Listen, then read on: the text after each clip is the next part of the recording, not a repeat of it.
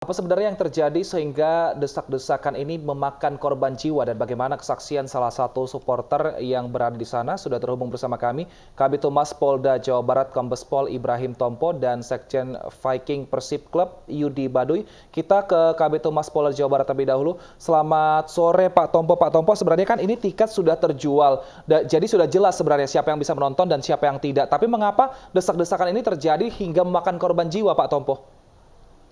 Selamat sore Mas Wilson. Pertama-tama kita turut prihatin ya dan menyampaikan belasungkawa kepada korban yang meninggal akibat insiden ini. Jadi memang ini cukup memprihatinkan ya, karena memang yang ditampung untuk gedung tersebut memang daya tampungnya cuma 15.000. Namun pada saat semua sudah masuk, pintu-pintu semua sudah ditutup, masih banyak penonton yang berjubelan di luar. Baik di jalan-jalan maupun di pinggir-pinggir lapangan. Nah, pada saat babak kedua, itu sekitar jam 9:30, ini para penonton yang berada di luar merasa kepengen masuk ke dalam dan akhirnya beramai-ramai mendesak ke arah pintu. Nah, dalam kondisi berdesak-desakan inilah akhirnya timbul korban tersebut. Baik, jadi mereka yang berdesakan ini adalah mereka yang sudah atau belum punya tiket, Pak? Jadi ini sudah babak kedua ya. Jadi jamnya sekitar jam 9:30 itu sudah babak kedua dan sudah hampir selesai malahan. Nah di luar masih banyak penonton yang antusias untuk pengen masuk menonton. Jadi pintu-pintu memang sudah tertutup dan masih dijaga oleh aparat di sana. Tetapi karena yang di luar ini pengen masuk untuk menonton, mereka berusaha untuk mendekati pintu-pintu masuk dan di sana mereka berdesakan. Inilah kondisi yang akhirnya menimbulkan korban dari orang tersebut.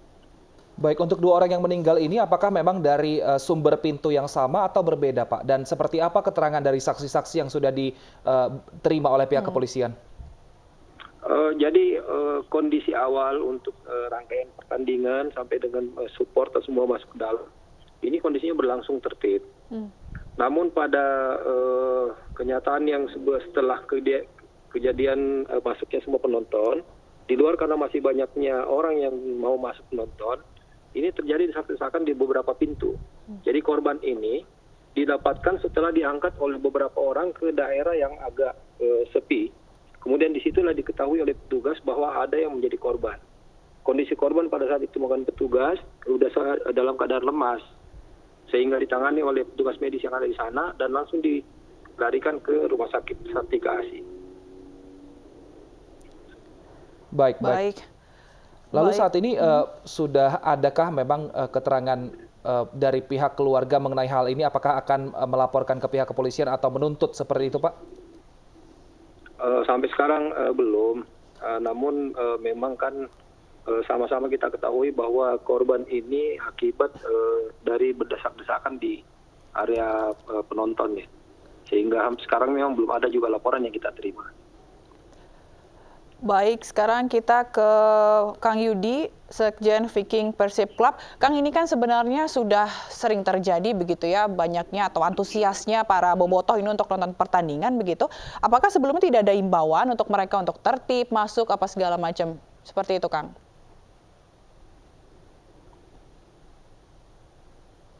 Imbauan juga dari pihak-pihak terkait, termasuk dari pihak kami juga, itu sudah ada ya.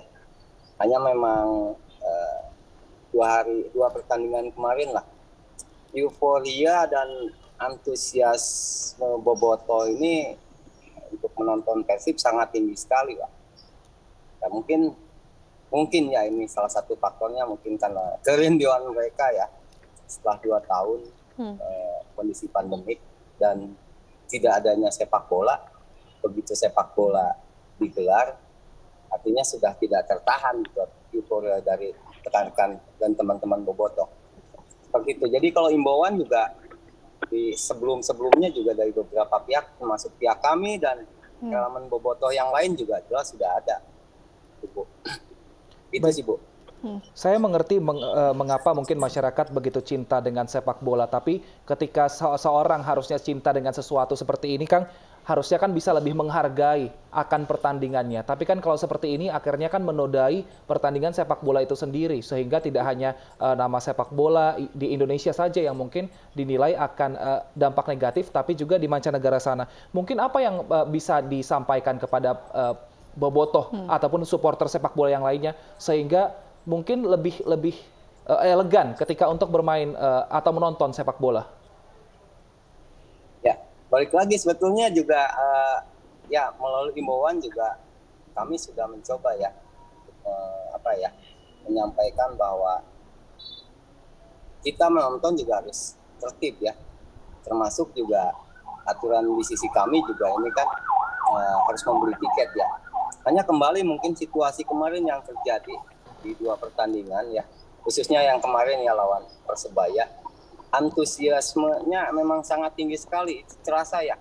Sejak sore juga kumpulan bobotoh ini di sekitar stadion sudah cukup padat sekali.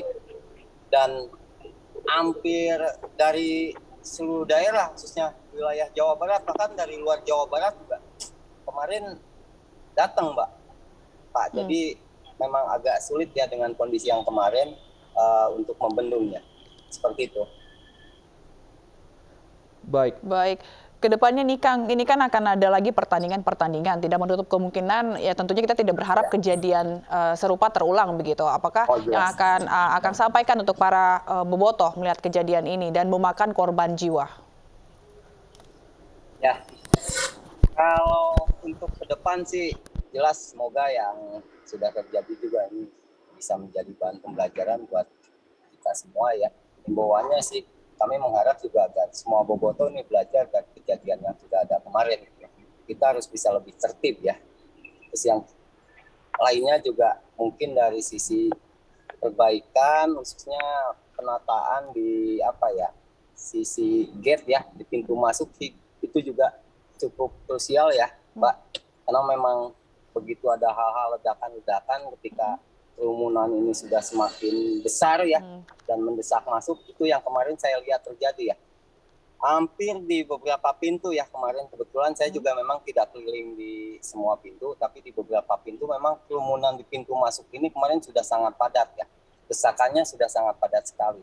Itu aja sih, Mbak. Ya, kalau untuk himbauan ke bobotoh, semoga ke depan bobotoh ini bisa lebih tertib lah demi keamanan dan kenyamanan kita semua menonton sepak bola.